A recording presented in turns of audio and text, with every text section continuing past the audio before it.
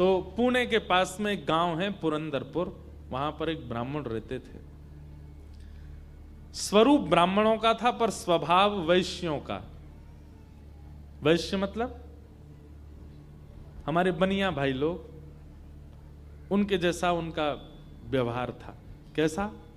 व्यापार करते थे, धन देते थे, उस पे क्या बोलते हैं उसको, ब्याज पे, ब्याज पे धन देते थे लोगों को।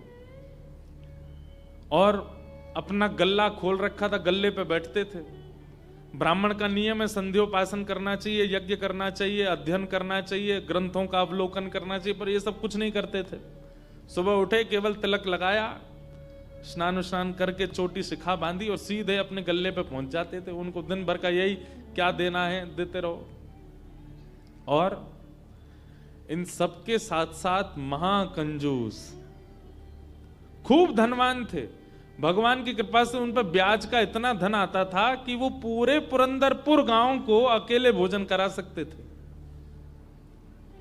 पर इतने कंजूस थे, इतने कंजूस थे,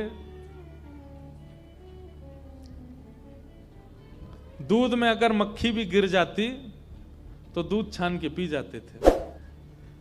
और मक्खी को यूं पकड़ करके उसके भी 2-4 बूंद छींटा जो दूध के होते थे उनको भी लेके पी जाते थे। दूध का क्या बिगड़े, इतने कंजूस। और कंजूसाई की हद तो तब पार हो गई, उनकी पत्नी का नाम था सरस्वती देवी। क्या नाम था? तो सरस्वती देवी जो थी, उनके पिताजी ने इसीलिए ब्याह किया कि भाई ये विप्रदेव जो हैं बड़े धनवान हैं, बेटी खुश रहेगी हमारी। तो सरस्वती देवी का ब्याह हो गया। उनकी मां ने, पिता ने जितने गहने दिए, ब्याह के अगले दिन ही, सब लोग इधर देखो, बहुत ध्यान से सुनो कथा। ब्याह के अगले दिन ही सुबह सुबह ब्राह्मण देवता उठे, देवी सुनो, सबरे गहने उतारो अपने। बोले क्यों? अरे देखो कितनी अच्छी नक्काशी की है इसमें, कितने अच्छे से तुम्हारे कुंडल बने हैं, कितने अच्छे तुम्हारे गले के हार बने हैं, हाथ के तुम्हारे बढ़िया कंगन कड़ूला, रोज पहनोगी तो घिस जाएंगे, उतार दो सबको। पत्नी ने भारी भारी सामान सब उतार दिए, कानों के कुंडल, नाक की बाली और गले का एक मंगलसूत्र रहने दिया, हाथ के कंगन रहने दिए, पैरों की पाजेब और पायल रहने दी। लेकिन पुरंदर, ये अपने ब्राह्मण देवता जो थे, इनको वो भी अच्छे नहीं लगते थे। रोज अपनी पत्नी को, तो क्यों इनको पहन के घूमती, उनको दे दो, अंदर तिजोरी में रख दूं मैं।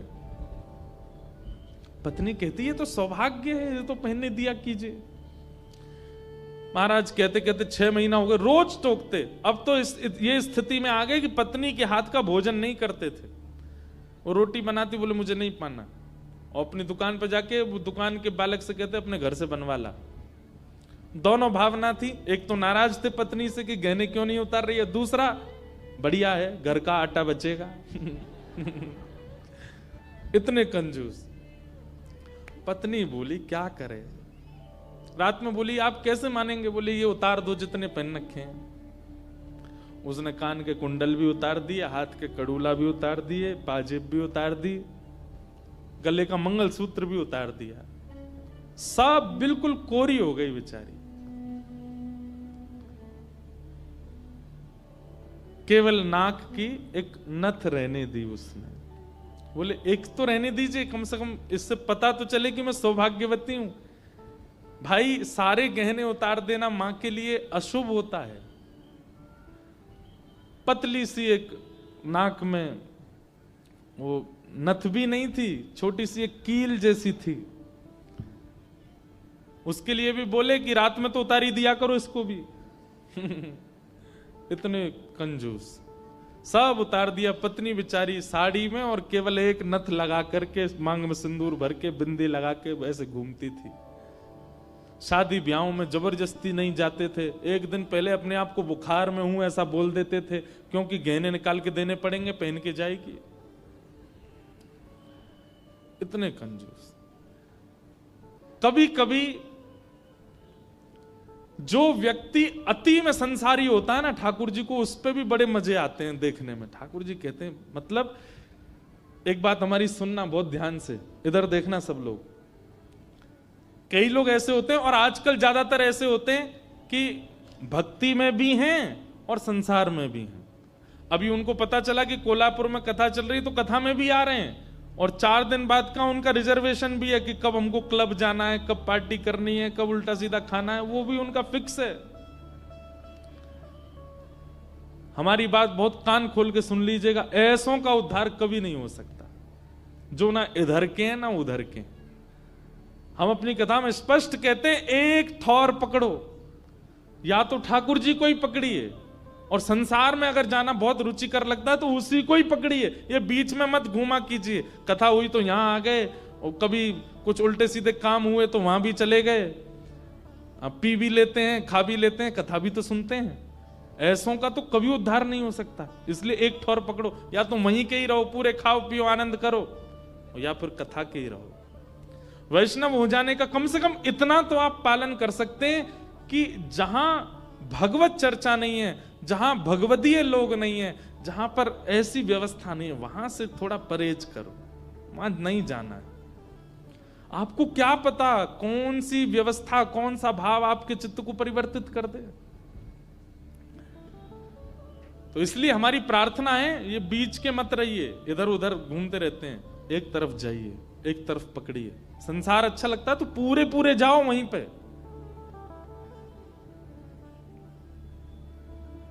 तो कभी कभी ठाकुर जी पूरे पूरे संसारियों पे भी ठाकुर जी रीझ जाते हैं। ठाकुर जी बोले, भाई ये ब्राह्मण देवता बड़ा बहुत अच्छा लग रहा हमको। क्यों? बोले इतना कंजूस तो हमने कभी नहीं देखा है, बहुत भयंकर कंजूस है। ठाकुर जी का मन आ गया उस पर। अच्छा, जो पत्नी थी ना सरस्वती देवी, वो बड़ी भक्ता थी, वो तो नाम जप भी करती थी, वो दर्शन करने के लिए भी जाती थी, लेकिन ये नहीं जाते थे उसके साथ। वो अपने माता पिता के मायके जब जाती थी तो मायके वाले लेके जाते थे उसको दर्शन कराने, ये तो कभी नहीं लेके जाते थे, तो कंजूस थे, खर्चा होगा। और मायके भी खुद नहीं लेके जाते, इनके भाइयों से बोल देते, बोले तुम्हें ही आके ले जाओ, उसमें भी खर्चा ना हो मेरा। सोचो कितनी ऊंचे लेवल के कंजूस। तभी ठाकुर जी का मन आ गया इस पे, तो इसको देखूं मैं एक बार। और हमारे श्री पंडरीनाथ भगवान, श्री विठल भगवान एक दीनहीन से ब्राह्मण का रूप धारण किया, फटी सी धोती पहनी, कुचैली मैली सी कुर्ता पहने, और पुराना काला सा जनेऊ धारण किया, और महाराज ऐसी तिलक सा लगा करके बिल्कुल दीनहीन, झुर्रियां पड़ रही मुखमंडल पर, और ऐसे हाथ जोड़ते भय इनके दुकान पर पहुंच गए। रूप रंग देख करके ही पहले तो ब्राह्मण देवता समझ गए, बोले अरे ये और आ गया, ये कुछ देना वेना तो है नहीं, मांगेगा। कहो तन पे नहीं लगता, चल दिए कलकत्ता, क्या करने आए हो? ठाकुर जी बोले, बहुत गरीब ब्राह्मण हूं मैं, मेरी बेटी का ब्याह होने वाला है, अपनी पुत्री का ब्याह करना है मुझे, और मुझे ब्याह के लिए थोड़ी व्यवस्था चाहिए धन की। आप तो बहुत बड़े धनवान सेठ हैं, कृपा कर दीजिए ना, कुछ दे दीजिए मुझको, मैं अपनी बेटी का ब्याह कर दूंगा और थोड़ा ठीक हो जाएगा। या तो धन दे दीजिए, नहीं तो कुछ सामान दे दीजिए, सामग्री दे दीजिए, मैं उसी से कुछ ना कुछ तो व्यवस्था करूं। तो ये जो ब्राह्मण थे ना, ये जबरदस्ती रफू की हुई धोती और कुर्ता पहन के जाते थे कि कोई मांगने वाला आ जाए तो उसको दिखा दूं, देखो मेरे खुद के कुर्ता फटे, मैं तुमको कहां से दूं। तो ठाकुर जी को दिखाने लगे, ये देखो मेरी धोती यहां से उधरी हुई है, मेरा कुर्ता यहां से फटा हुआ, कैसे तुमको दूं, मैं खुद नहीं अपने नए खरीद पा रहा, तुमको कहां से दूं भाई। ये सब तो केवल बाहर का दिखावा है, मेरे पर कोई पैसा वैसा कुछ नहीं है, दूसरों का धन ले रखा है मैंने। भैया चलते बनो, कहीं और जाओ, किसी और से मांगो, भगवान करे तुम्हारी बेटी का ब्याह बहुत अच्छा हो। बोले मुझे या तो धन दीजिए, नहीं तो मैं यहीं बैठा रहूंगा। ठाकुर जी जिद पे आ जाएं तो उनको कौन हटावे। ठाकुर जी वहीं बैठ गए द्वार पे, बोले मुझे धन दो, ऐसे तो नहीं जाऊंगा, मैं आपके दर पे आया हूं, कुछ तो लेके जाऊंगा, मेरी बेटी का ब्याह है। अंत में हार करके ब्राह्मण बोला, देखो मैं ऐसे नहीं देता हूं, कुछ लाओ, मेरे पास गिरवी रखो, पैसा ले जाओ, और जब पैसा हो जाए तो पैसा देके अपना सामान ले जाना, तुम पे है कुछ देने के लिए? ठाकुर जी बोले, मुझ पे तो कुछ भी नहीं है, मुझसे कुछ काम करा लीजिए दुकान में, मैं ये कर दूंगा, आपकी साफ सफाई कर दूंगा, इतना कर सकता हूं, उसके बदले कुछ दे। बोले उसकी जरूरत नहीं है, सब है नौकर चाकर मेरे पास, मैं तुम्हें बस इतना कह सकता हूं, कोई मूल्यवान सामग्री दो, पैसा ले जाओ, और जब पैसा हो जाए तो पैसा वापस दे के सामग्री ले जाना। मतलब इतना भी दान नहीं कर सकता मैं।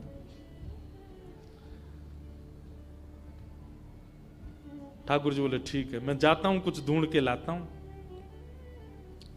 ठाकुर जी भी इतने खेलते हैं, ठाकुर जी जैसा खिलाड़ी नहीं है दुनिया में, इतना बड़ा खिलाड़ी कोई नहीं हो सकता। ठाकुर जी गए उस ब्राह्मण देवता के घर, और घर जाकर के द्वार पे खड़े होकर रोने लगे। इतना रोए, भीतर से सरस्वती देवी निकल के आई। अरे अरे अरे अरे ब्राह्मण देवता, आप इतना रो क्यों रहे हैं, क्या बात है? छोटी सी मेरी लाली बड़ी हो गई है, उसका ब्याह के लिए मैं बहुत दिन से वर ढूंढ रहा था, बड़ी मुश्किल से एक लड़का मिला है, अपनी बेटी का ब्याह करना है। बहुत जगह ठोकरें खा के मांगा मैंने, मुझे किसी ने सहायता नहीं दी, अंत में तुम्हारे द्वार आया हूं, यहां भी नहीं मिला, बेटी को क्या मुंह दिखाऊंगा, यहीं प्राण त्याग दूंगा, जहर मेरी जेब में ही रखा है। सरस्वती देवी तो बेचारी बड़ी भावुक, भक्त का इस स्वभाव है कि वो दूसरे की पीड़ा देख ही नहीं पाएगा, तब समझो वो भक्त है। जो दूसरे की पीड़ा देख ले और देख करके भी बिल्कुल उसका मन घबराए ना, मन बिल्कुल नेत्र सजल ना हो, समझना उसमें भक्ति भाव उचित है नहीं। सरस्वती देवी तो रोने लगी, आंखें लाल पड़ गई। बोले भगवान, मेरा मन अगर मुझ में सामर्थ होती मैं पूरा घर आपको दे देती, पर मैं क्या करूं? मेरे पतिदेव इतना प्रतिबंध लगा के रखते हैं कि मैं स्वयं ऐसे रहती हूं, मैं आपको क्या दूं? ठाकुर जी तो इतने पछाड़ खा के गिर पड़े। अरे हाय राम, अब तो मैं जहर खाना ही पड़ेगा, निकालू कहां है? सरस्वती देवी, रुकी रुकी रुकी, ऐसा मत कीजिए भगवान, चरण पकड़ूं आपके, मेरे पास एक ही वस्तु है। और तुरंत अपनी नाक की जो कील थी वो निकाली, और निकाल करके बोले ये ले जाइए, इससे थोड़ा बहुत धन आपको मिल जाएगा, स्वर्ण की है, आप अपनी बेटी का ब्याह तो नहीं कर पाएंगे पर कुछ व्यवस्था तो हो जाएगी आपकी। ठाकुर जी ने तुरंत, जहर भी पता नहीं कहीं गिर गया था, बढ़िया तुमने दे दिया, अब मैं कुछ कर लूंगा व्यवस्था। ठाकुर जी वो कील उसकी नाक की ले ली और सीधे गए उस ब्राह्मण की दुकान पर। देखो कितने उद्यमी हैं ठाकुर जी, और उसके दुकान पर जाके सीधा ले ले, और इसके बदले अब ला पैसा दे मुझको, तू कह रहा था ना कुछ सामान दो उसके बदले पैसा मिलेगा, ये ले सोने की कील नाक की धर ले अपने पास, ला पैसा दे। ब्राह्मण देवता ने जैसी कील देखी, ये आपको कहां से मिली? बोले उससे तुझको क्या, तू तो पैसा दे। मुझे कहां से मिली इससे तेरे को मतलब नहीं होना, तू पैसा दे मेरे को, मेरी बेटी का ब्याह है, और अब मैं तेरे से भीख नहीं मांग रहा हूं, चीज रख के गिरवी तब ले रहा हूं, ला दे। बेचारा फंस गया, वो क्या करे, वो 3-4 बार सोचे, बोले मिली कहां से? बोले तू मत सोच, मुझे पैसा दे। कील उसने तिजोरी में अंदर रखी, ताला लगाया, और उसका जो धन होता था वो धन ठाकुर जी को दिया। ठाकुर जी ने जेब में धरी, निकल गए वहां से। ब्राह्मण ने अपनी भुजा ऊपर करी, बोले इसको बताता हूं, ये बहुत दानवीर बनती है अपने मन में, मैंने इसको बोला था एक कील पहने, वो तो बहुत अच्छी कृपा मुझ पर ठाकुर जी की, जो मैंने इसके सारे गहने उतरवा दिए, नहीं तो सब दान कर देती, एक कील छोड़ी वो भी दान कर दी किसी को।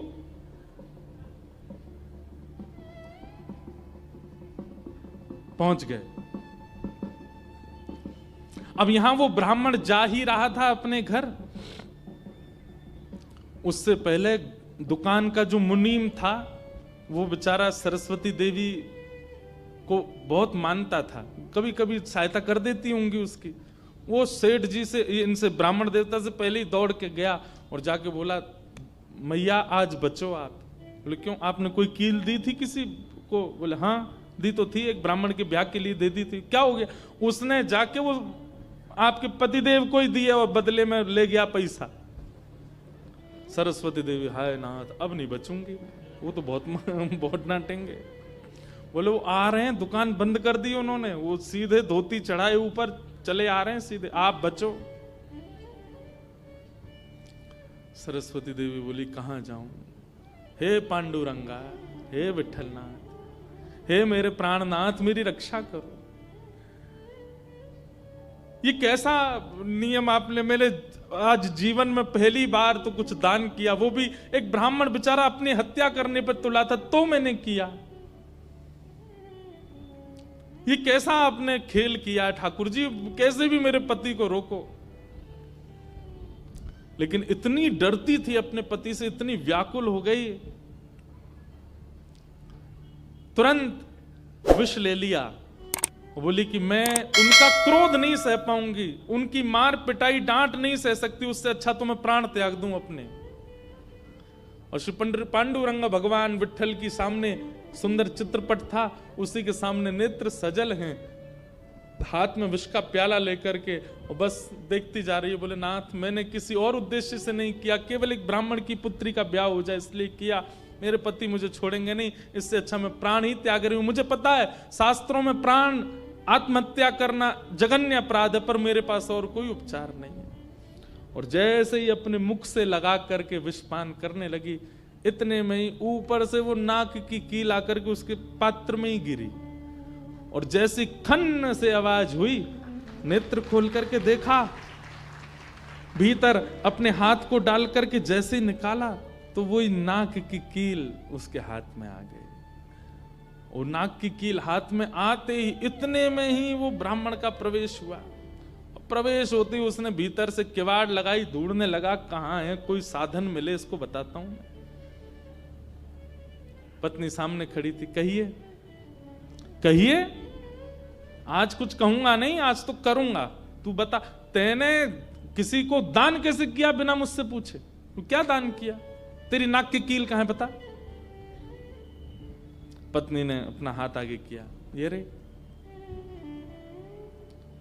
उस ब्राह्मण ने जाकर के कील उठाई, तेरे पास कहां से आई? बोले मेरे पास ही थी। नहीं ये तेरे पास नहीं है, ये तो मेरे पास वहां रखी है तिजोरी में भीतर, चाबी मेरी यहां डली हुई है, तेरे पास कहां से आई? बोले मेरे पास ही है, अब बहुत दिन से पहनी हुई थी, साफ करने के लिए उतारी थी थोड़ी सी। ऐसा हो ही नहीं सकता है, मैंने इसके बदले मूल्य दिया है एक ब्राह्मण को, और ये मेरी तिजोरी में रखी है, चाबी मेरे पास है। तो रुक, अभी रुक, मैं अभी जाता हूं। और कील अपने संगी लेके गया, गए जाकर के दुकान खोली, चाबी लगा करके खोली तिजोरी, जैसी खोल करके देखा उसमें वो कील थी नहीं, वो हाथ में थी। ब्राह्मण बोला ये कोई स्वप्न नहीं है, ये कोई अचंबा नहीं है, ये कुछ और है। नेत्र सजल हो गए, दौड़ करके घर आया, बोले मुझे सच बताओ क्या हुआ? पत्नी बोली सच बताऊं? बोले हाँ, मैंने ही ब्राह्मण को दी थी।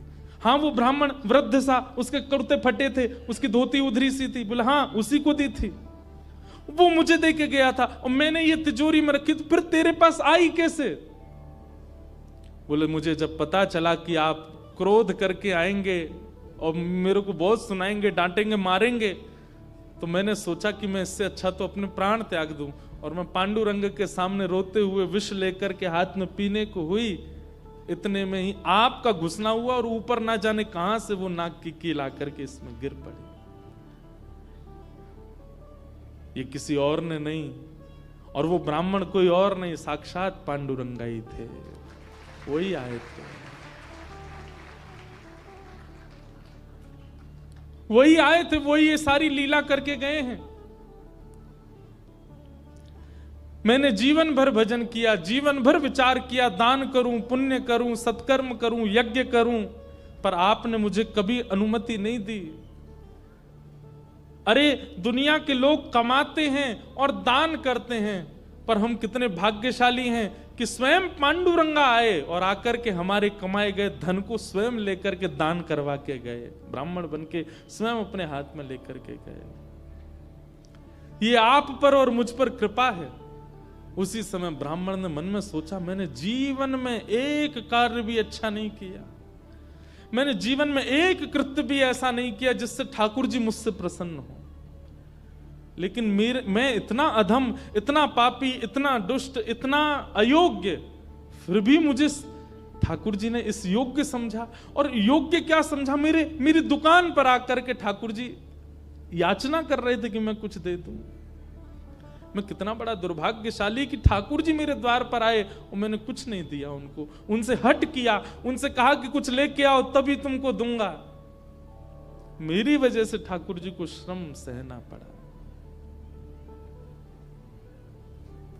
कितने कृपालु हैं बंधुओं ठाकुर जी, आपके अवगुण नहीं देखते। मैं एक बात कथा में कहा करता हूं कि मानव में और परमात्मा में अंतर क्या है। मानव वो जो सब अत्यंत गुणवान में भी अवगुण देखता है, और ठाकुर जी कौन, जो अत्यंत अवगुणी में भी एक गुण देख लेते हैं, इसमें ये गुण है। हम आप कैसे हैं, हमारे सामने 100 प्रशंसा कर दी जाए एक व्यक्ति की, वो व्यक्ति हमारे सामने आ जाए तो हम उससे 5 मिनट मिलने के बाद जब वापस जाएंगे तो वो कहेगा, बताओ कैसा था, अच्छा था ना लड़का, मैंने उसके बारे में तुमको बताया था, अच्छा ठीक था, लेकिन उसमें भी ये कमी थी। हम कमी बहुत जल्दी ढूंढ लेते हैं। और ठाकुर जी अत्यंत अयोग्य, अत्यंत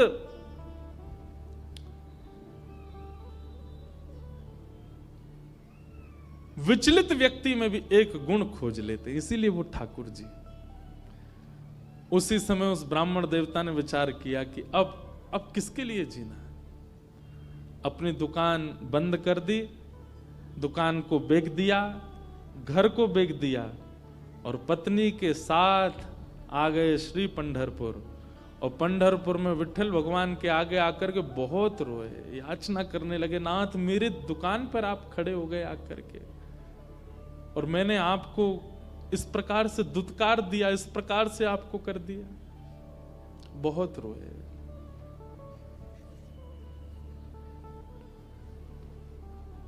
आहा,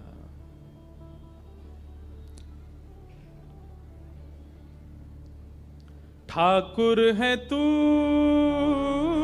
मैं तेरा पुजारी, ठाकुर है तू मैं तेरा पुजारी। सब लोग पुकारो, ठाकुर है तू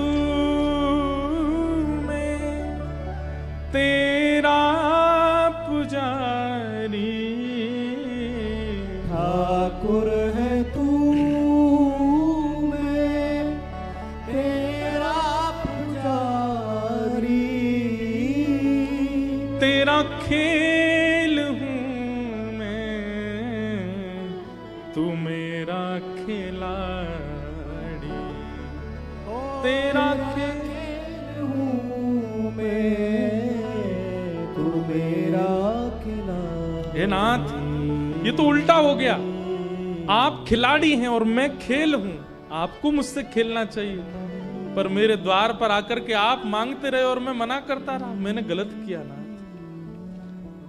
और तब से उन्होंने पंढरपुर निवास कर दिया। सब छोड़ करके केवल पांडुरंग भगवान के सामने बैठ के कीर्तन गाते। उन्हीं का नाम फिर हो गया भक्त पुरंदर। बोलो भक्तराज पुरंदर की। इसीलिए कहते पुरंदराचा विठ्ठल, क्योंकि पुरंदरपुर के रहने वाले थे, इसलिए उनका नाम पुरंदर हुआ। और ठाकुर जी के आगे गा रहे हैं, मेरा नाथ तू है, मेरा नाथ तू है, नहीं मैं अकेला, मेरे साथ तू है, ओ मेरा नाथ तू है, मेरा नाथ तू है, नहीं मैं अकेला, मेरे साथ तू है, मेरा नाथ तू है, मेरा नाथ तू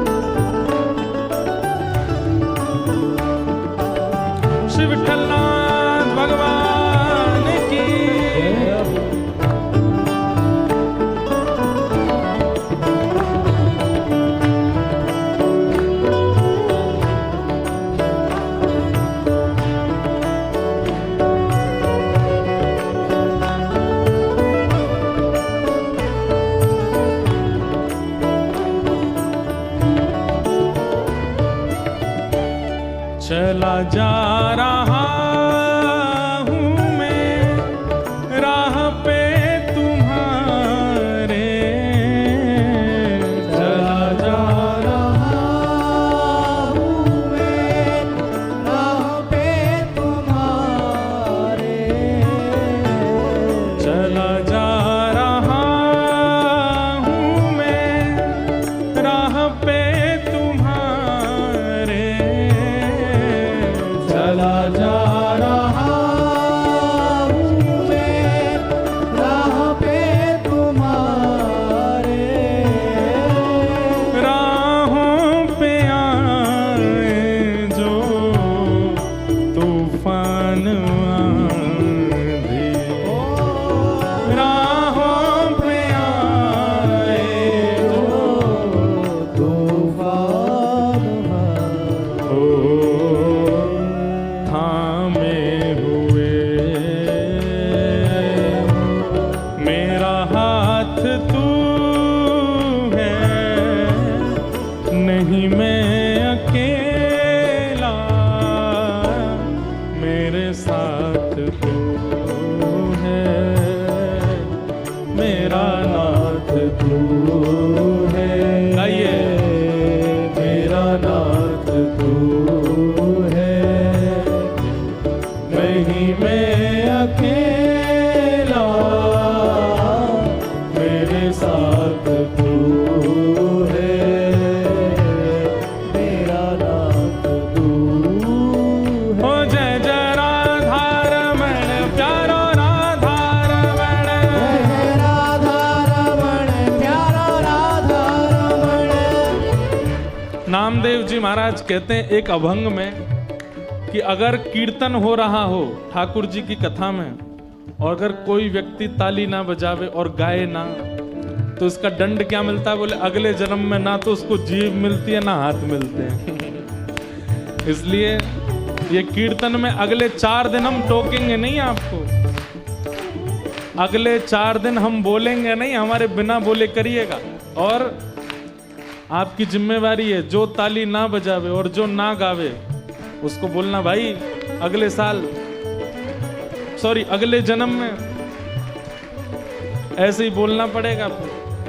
इसलिए जीभ मिली है, इसका उपयोग करो। हाथ मिले हैं दोनों भुजा उठा करके, ओ जय जय राधा रमण प्यारो राधा रमण, जय राधा रमण प्यारो राधा रमण, जय जय राधा रमण प्यारो राधा रमण, जय राधा रमण प्यारो राधा रमण। ओ विठ्ठल नाथ रमण प्यारो नाथ ओ रमण, विठ्ठलनाथ रमण प्यारो नाथ रमण, विठ्ठल नाथ रमण प्यारो नाथ रमण, विठ्ठलनाथ रमण प्यारो नाथ रमण। ओ जय जय राधा रमण प्यारो राधा रमण, जय राधा रमण प्यारो राधा रमण, ओ जय जय राधा रमण प्यारो राधा रमण, जय राधा रमण प्यारो राधा रमण। ओ विठ्ठल माझा माझा मी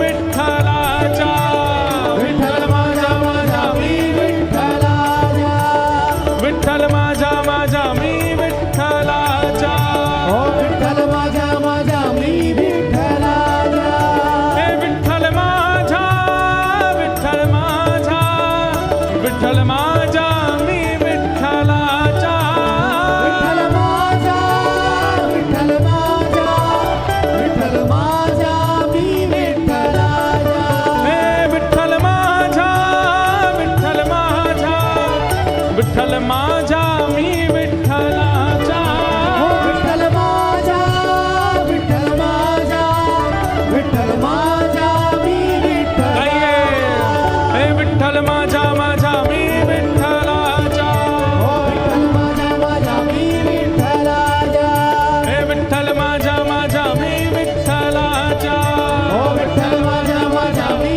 विठ्ठलाचा, ओ विठ्ठल माझा माझा मी विठ्ठलाचा, ओ विठ्ठल माझा माझा मी विठ्ठलाचा, हा विठ्ठल माझा माझा मी विठ्ठलाचा, ओ विठ्ठल माझा माझा मी विठ्ठलाचा, हे विठ्ठल माझा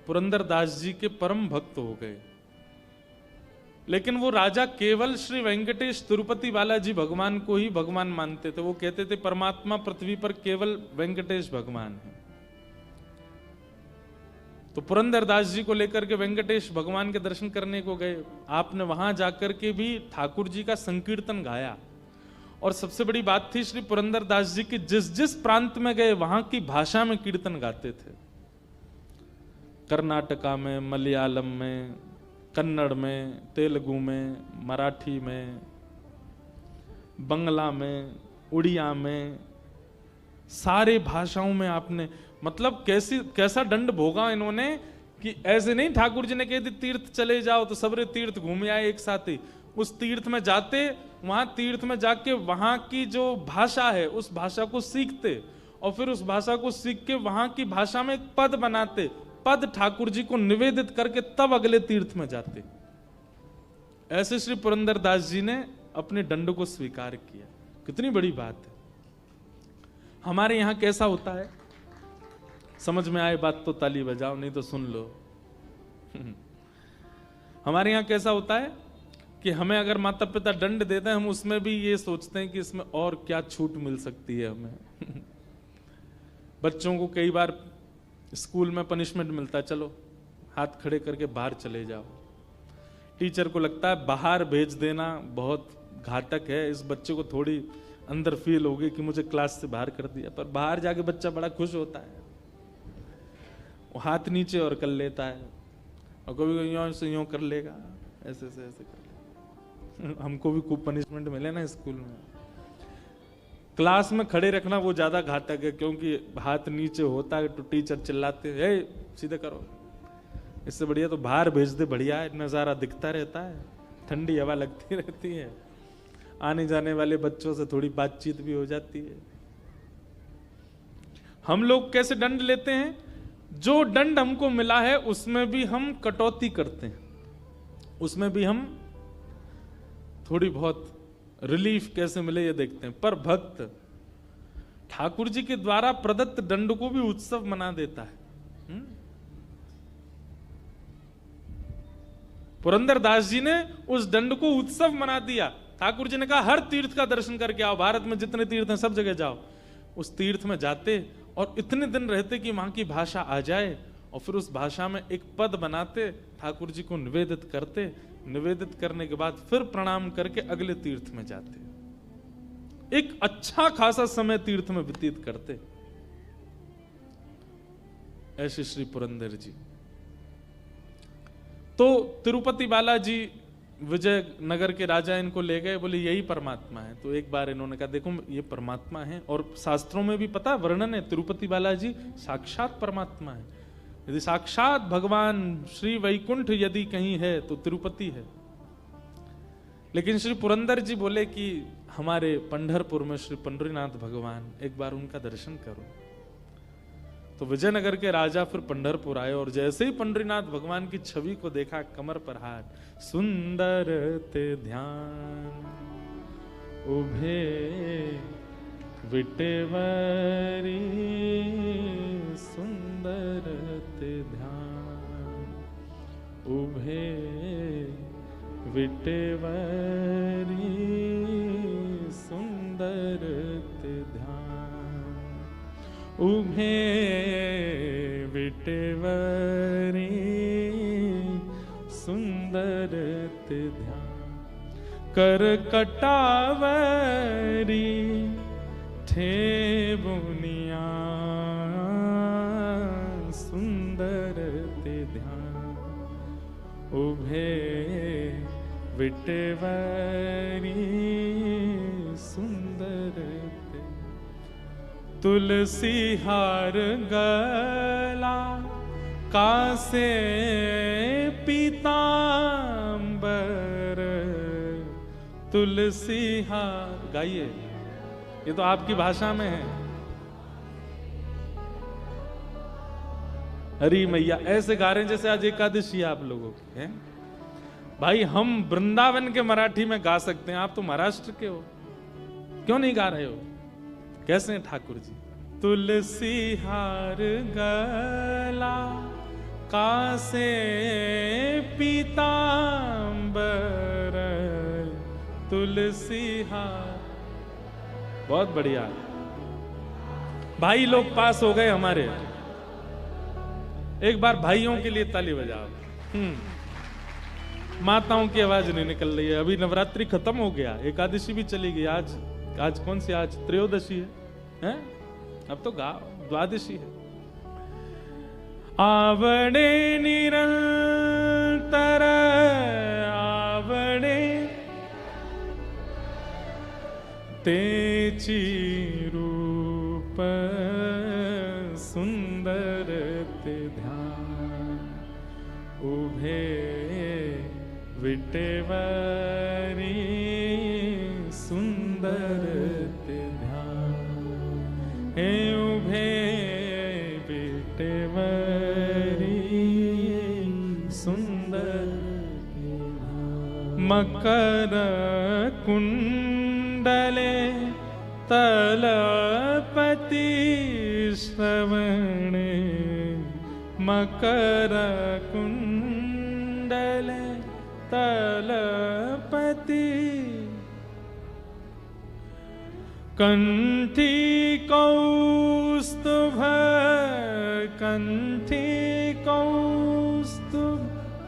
मणि विराजित सुंदर ध्यान उभे विटेवरी सुंदर तुका मणे माझे हेची सर्व सुख तुका मणे माझे हेची सर्व सुख पाहिन श्रीमुख पाहिन श्रीमुख आवणिने सुंदर ते ध्यान उभे विटेवरी सुंदर ते ध्यान। आपको बताऊं, हम तो अपना काम पूरा कर रहे हैं। जैसे पुरंदर जिस नगर के ठाकुर जी के दर्शन करने जाते हैं उसी प्रांत की भाषा में कीर्तन कर देते हैं। हम जगन्नाथपुरी जाते तो हम उड़िया में कीर्तन सुनाए आते ठाकुर जी को। महाराष्ट्र आए तो अब यहाँ मराठी में गा देंगे। अभी हम गुजरात जा रहे हैं, यहाँ से कथा करें, वहां गुजराती में गाएंगे। हम तो पुरंदर दास की तरह अपनी लीला कर रहे हैं पूरी। आप सोचो, महाराष्ट्र में रह के मराठी नहीं गा रहे हो, लेकिन आप सब जब गा रहे थे ना, एक एक रोआ खड़ा हो रहा था। गाया कीजिए। देखो, दुनिया के लिए नहीं गाना है, दुनिया के लिए नहीं नाचना है, दुनिया के लिए ना रोना है, दुनिया के लिए ना चलना है, दुनिया के लिए ना सजना है, ना संवरना है। ये सारे गुण केवल ठाकुर जी के लिए करना। गाना भी उन्हीं के लिए, नाचना भी उन्हीं के लिए, हंसना भी उन्हीं के लिए, हंसाना भी उन्हीं के लिए, सजना भी उन्हीं के लिए, सब कुछ उन्हीं के लिए करो। ये भक्त का स्वरूप होता है।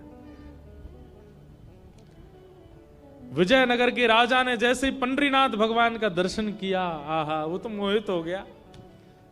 वो कहते हैं फिर लीला हुई, ठाकुर जी फिर कुछ दिन विजयनगर में विराजे उस राजा के सुख के लिए। कथा है और गुरुजनों से सुन के फिर सुनाऊंगा उसको। तो पुरंदर दास सारे नगरों में जाते और सब प्रांतों में, तीर्थों में जाकर के वहां के ठाकुर जी का कीर्तन गा करके उनको आनंदित कर देते।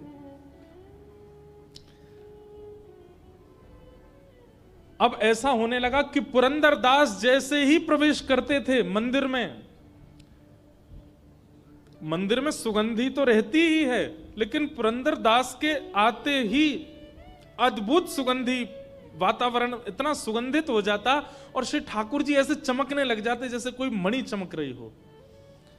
अब तो ये होने लगा कि लोग बाग समझ जाते थे, जैसे ही सुगंधी आती ठाकुर जी चमकते तो सब पीछे देखते, जरूर पुरंदर दास आया होगा। उसको देखने के लिए ठाकुर जी लालायित रहते थे। ये वही हैं, 1 रुपया 1 कील के पीछे वो कर दिया था। ठाकुर जी को जिस पर कृपा करनी होती है वो कितना भी अधम हो, अधम को भी अपना परम भक्त बना लेते हैं।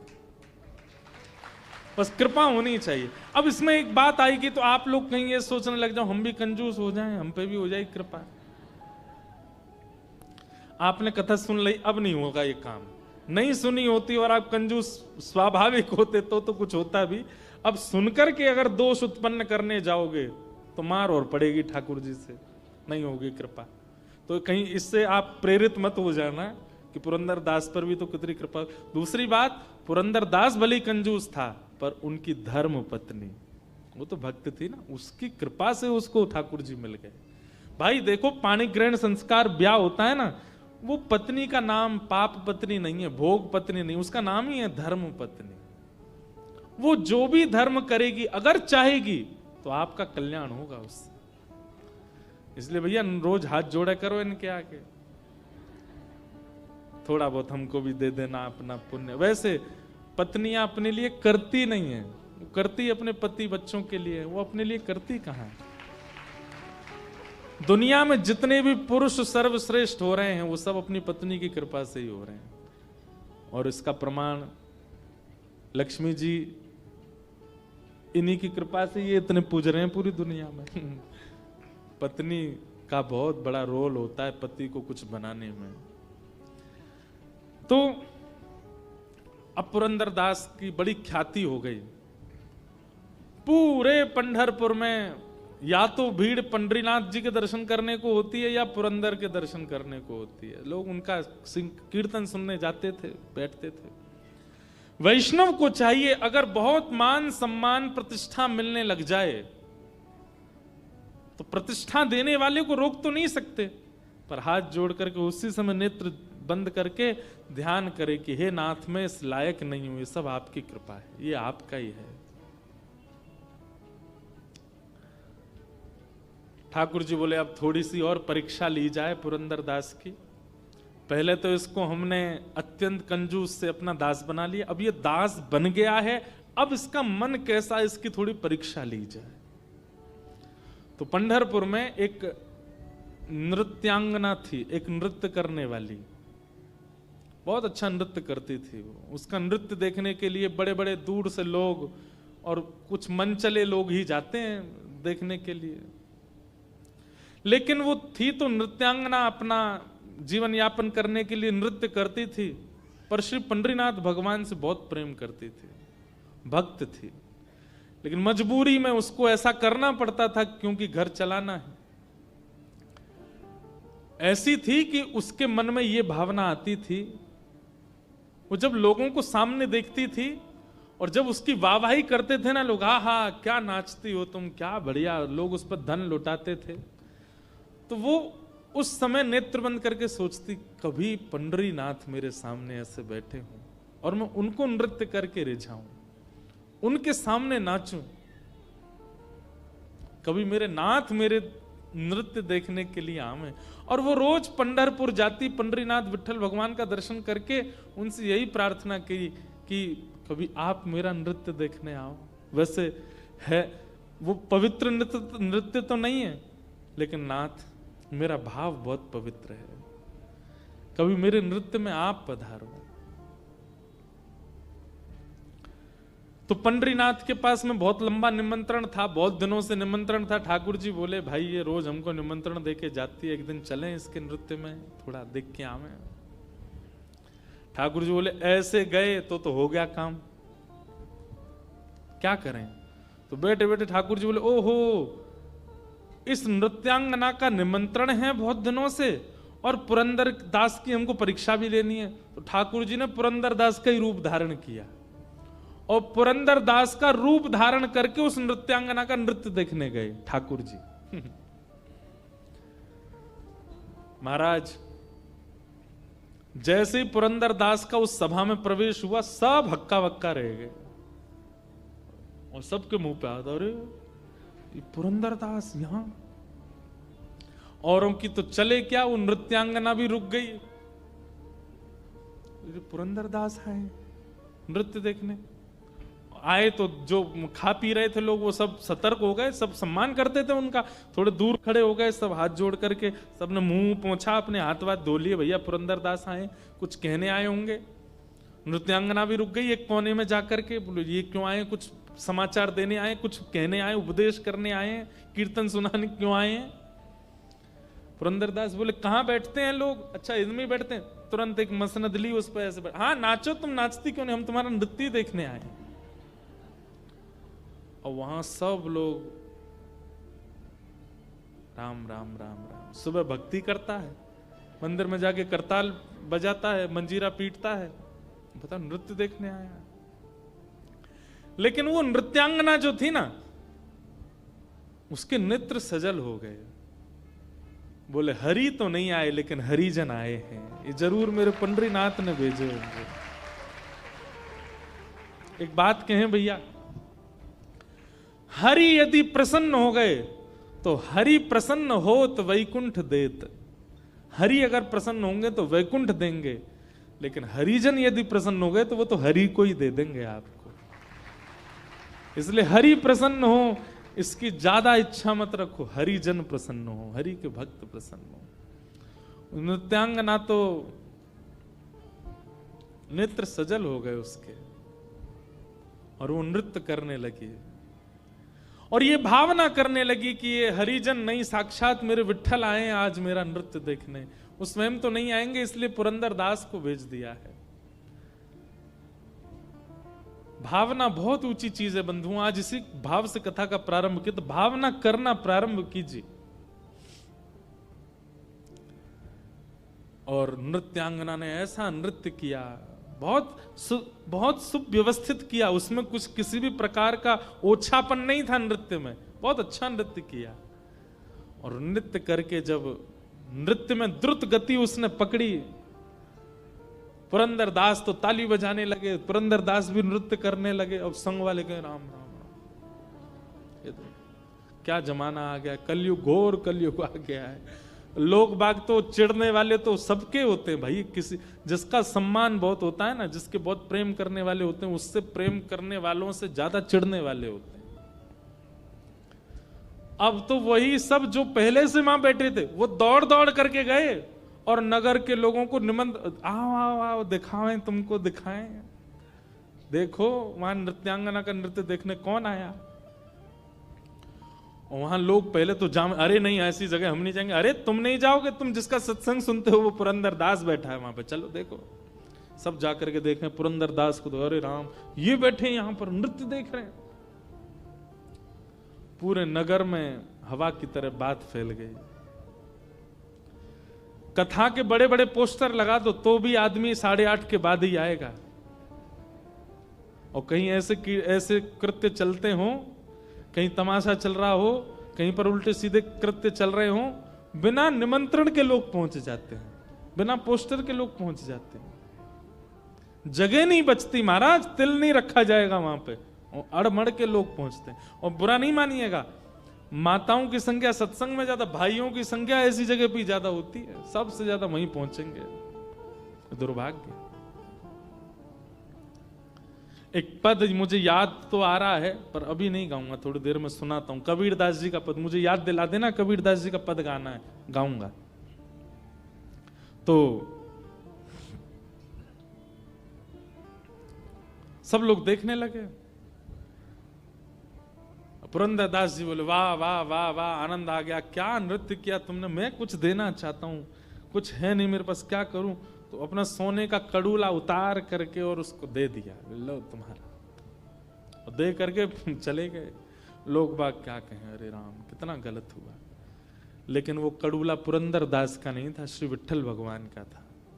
और दे करके ठाकुर जी तो मंदिर में जाके व्यवस्थित हो गए, परीक्षा भी हो गई और निमंत्रण भी स्वीकार हो गया, दोनों काम कर आए।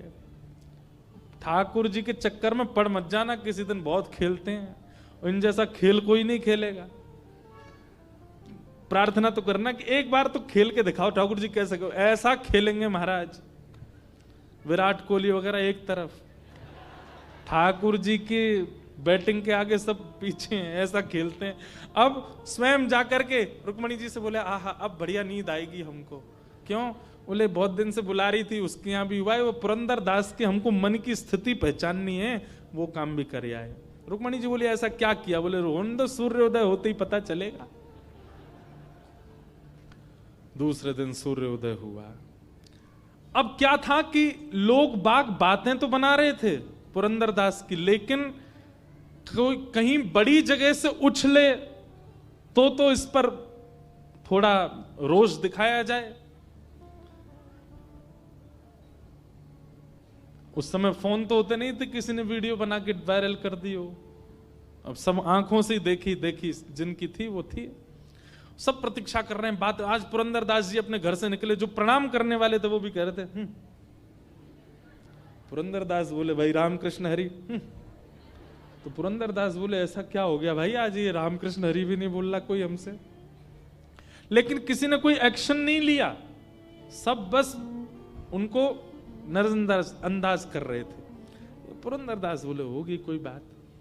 अब बात कहां से हुई कि मंदिर जैसे खुला, ठाकुर जी का श्रृंगार हुआ, एक हाथ का कड़ूला नहीं है ठाकुर जी का। पुजारियों ने सारी तिजोरियां देख ली, गर्भगृह पूरा छान मारा, कहीं भी ठाकुर जी का कड़ूला नहीं मिला। अब ये बात निकल के मंदिर से बाहर आई, पूरे नगर में हल्ला हो गया, भैया ठाकुर जी का कड़ूला खो गया है, चोर है कोई, नगर की सारी नाकाबंदी कर दो, बाहर कोई निकलने ना पाए।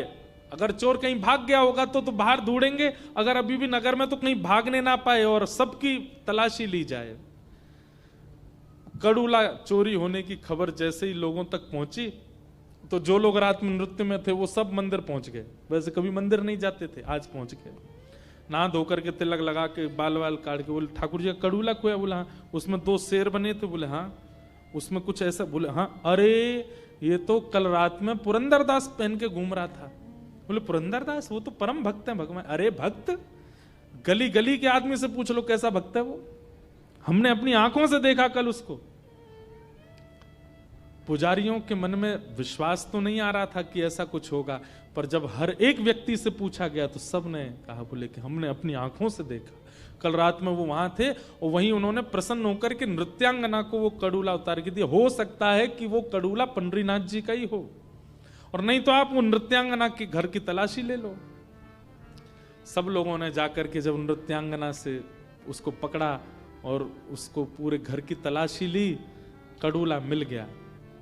और उससे पूछा किसने दिया तुमको, सच बताओ नहीं तो तुम्हारे प्राण हरण कर लेंगे। किसने दिया? सबने देखा तो था, पर तुम प्रमाणित करो किसने दिया। उसने कहा कल परम भागवत श्री पुरंदर दास जी आए थे मेरा नृत्य देखने, मेरे लिए तो साक्षात विट्ठल ही आए थे, उन्होंने मुझे दिया। पूरा पंढरपुर इकट्ठा हो गया, सब पहुंच गए पुरंदर दास के घर के बाहर। और आज तक जिसकी खूब जय जय होती थी, आज द्वार पर जाकर के मानो जैसे द्वार तोड़ देंगे लोग। पहले से ही सब खुंदस में बैठे थे कि ये नृत्यांगना के यहां जाते हैं और फिर चोरी भी करते हैं। एक साथ इतने सारे इल्जाम लग गए।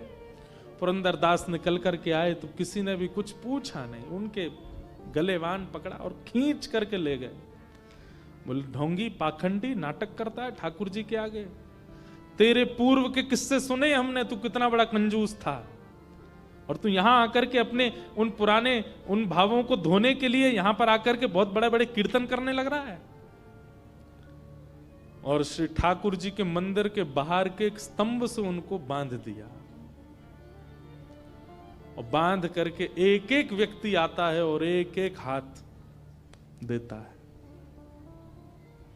पुरंदर दास कह रहे हैं मेरा दोष क्या है ये तो बता दो।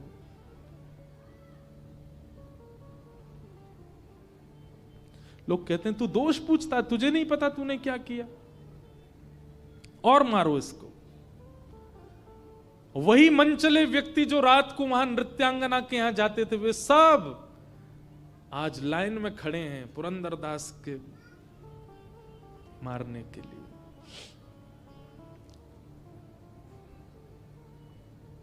रुक्मणी जी बोली, विठोबा ये क्या हो रहा है? ठाकुर जी बोले, मुझे पीड़ा तो है पर मुझे ये परीक्षा लेनी है थोड़ी सी, ताकि भक्तों को पता चले कि मेरे वैष्णव कैसे होते हैं। रुक्मणी बोले, आप इतने निष्ठुर कैसे होते? बोले, निष्ठुरता नहीं, पुरंदर के हृदय में झांक करके देखो, वो जिस अवस्था में है, जिस स्थिति में है, ऐसी स्थिति में अगर कोई व्यक्ति आएगा तो उसके मन में क्या आएगा? रुक्मणी जी बोले, उसके मन में यही आएगा कि मेरा दोष क्या है, मेरे पाप क्या है, मेरे अवगुण क्या है, मैंने ऐसा क्या किया जो मेरे साथ ऐसा व्यवहार किया जा रहा है, वो यही सोचेगा। रुक्मणी, ठाकुर जी बोले, रुक्मणी एक बार पुरंदर के हृदय में झांक करके देखो कि उसके मन में क्या चल रहा है। लोग बाग बारी बारी से आकर के पुरंदर दास के ऊपर हाथ बरसा रहे हैं, और पुरंदर दास मन में पता क्या सोच रहे हैं?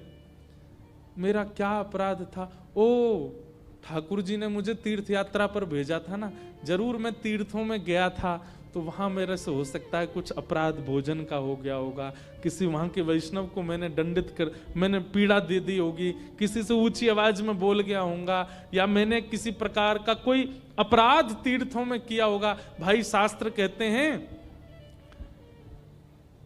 अन्य क्षेत्रे कृतम पापम तीर्थ क्षेत्रे विनश्यति, और तीर्थ क्षेत्रे कृतम